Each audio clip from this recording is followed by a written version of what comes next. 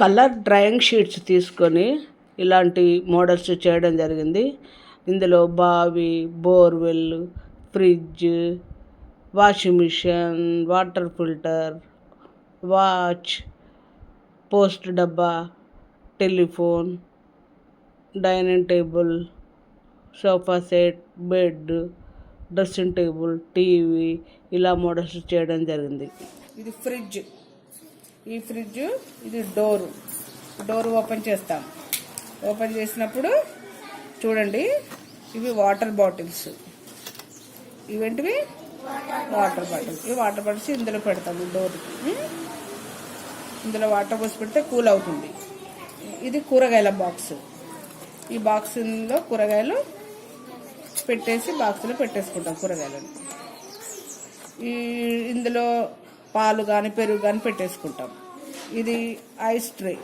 ఇందులో ఐస్ తయారవుతుంది. దీని లోపల ఐస్ అవుతుంది. ఇందులో ఈ పై భాగంలో ఎగ్స్. ఇవన్నీ ఈ ఫ్రిడ్జ్ అనేది కూల్గా ఉంచుద్ది కాబట్టి ఇందులో పెట్టిన కూరగాయలు కానీ ఎగ్స్ కానీ పాడవవు.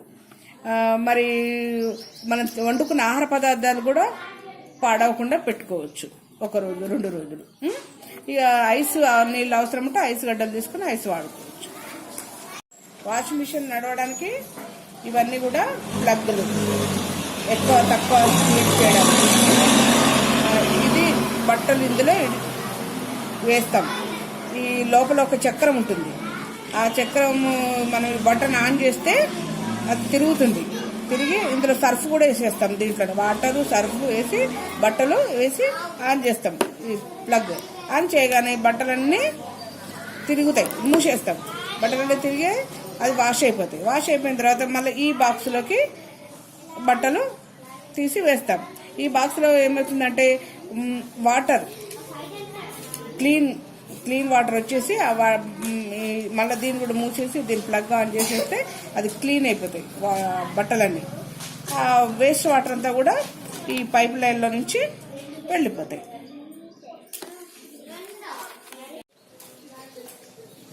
దీన్ని వాటర్ ఫిల్టర్ అంటారు. ఈ వాటర్ ఫిల్టర్లో 2 పాత్రలు ఉంటాయి. కింద ఒక పాత్ర, పైన ఒక పాత్ర.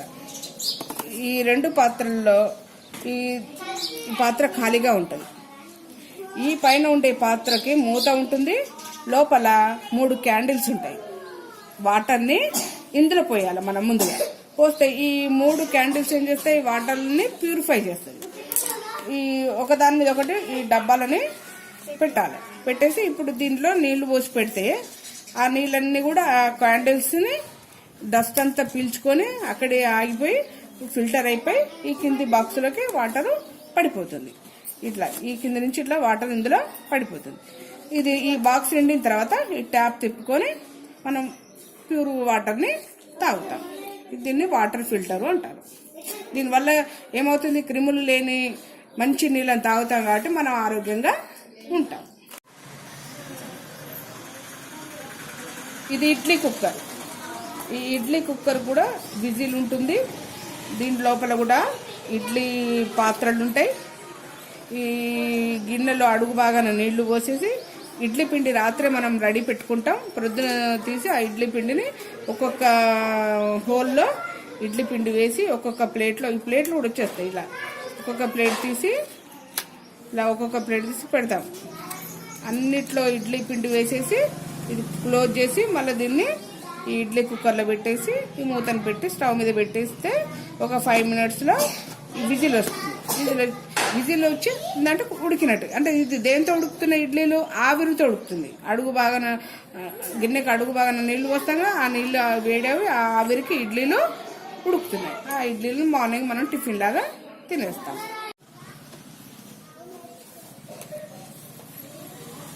కుక్కర్ లోపల 3 గిన్నెలు ఉంటాయి. 3 పాత్రలు ఉంటాయి.